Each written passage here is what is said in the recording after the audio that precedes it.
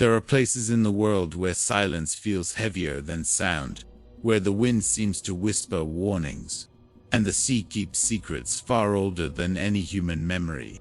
The Flannan Isles, a lonely cluster of rocks off the western coast of Scotland, are one of those places.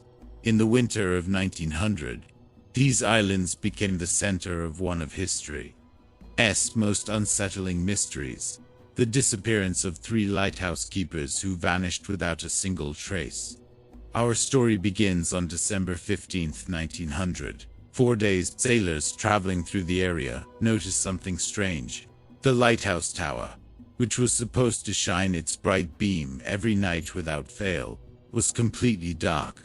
At first, ship captains assumed it was a temporary malfunction, or that a storm had interrupted operations. But even after the skies cleared, the lighthouse remained silent on empty eye, staring into the sea. On December 26th, a supply ship named Hesperus was finally able to reach the islands.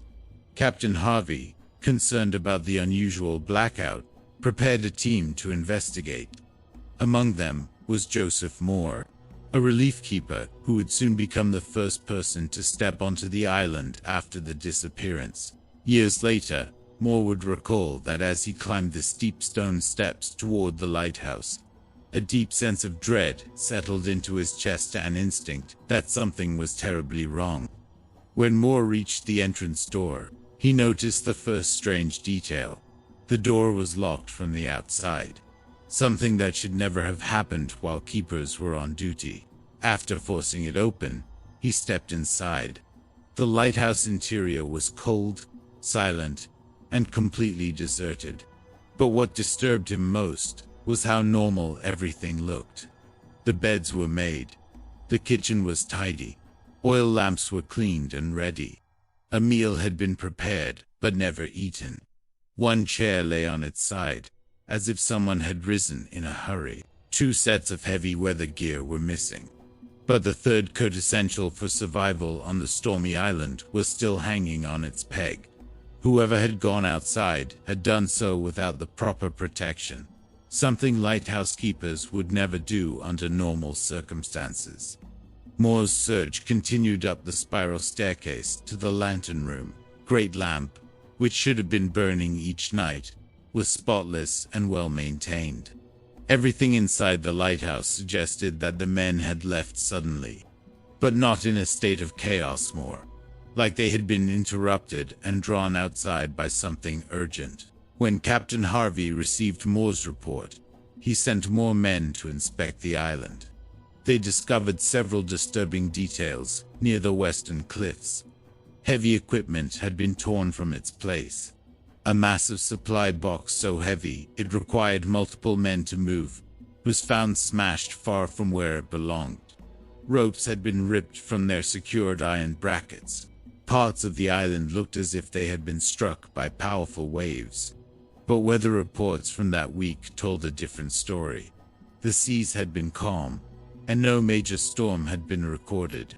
Even stranger, the lighthouse logbook contained entries that made no sense.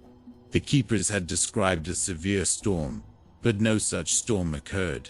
One entry claimed that one of the keepers, normally a calm and disciplined man, had been crying.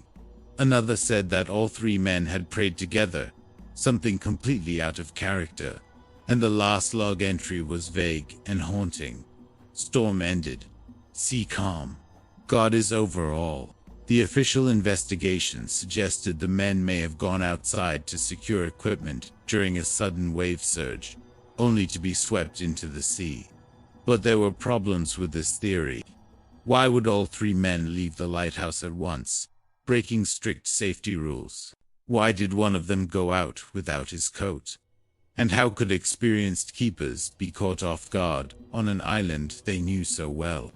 With no bodies, no eyewitnesses, and no conclusive evidence, theories began to grow.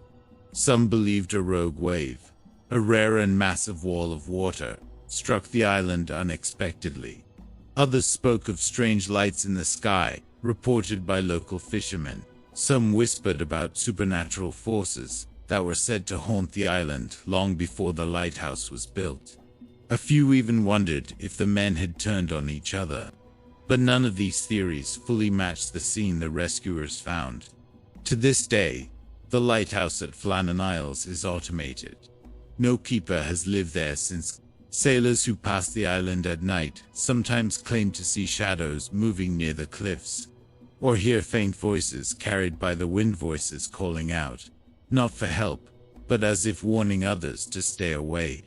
And the lighthouse itself still shines its beam across the waves, a single, unwavering light in the dark, standing watch over a mystery that has never been solved, a disappearance that has never been explained, and 3 men whose final moments remain lost to the sea. The truth of what happened on that lonely island may never be known, but perhaps that is what makes this story endure, because some mysteries, like the ocean itself, are not meant to be solved, they are meant to be remembered. If you like to see true historical mystery stories or true horror stories, follow us. Thanks for watching, and don't forget to like and subscribe for more content like this. See you in the next one.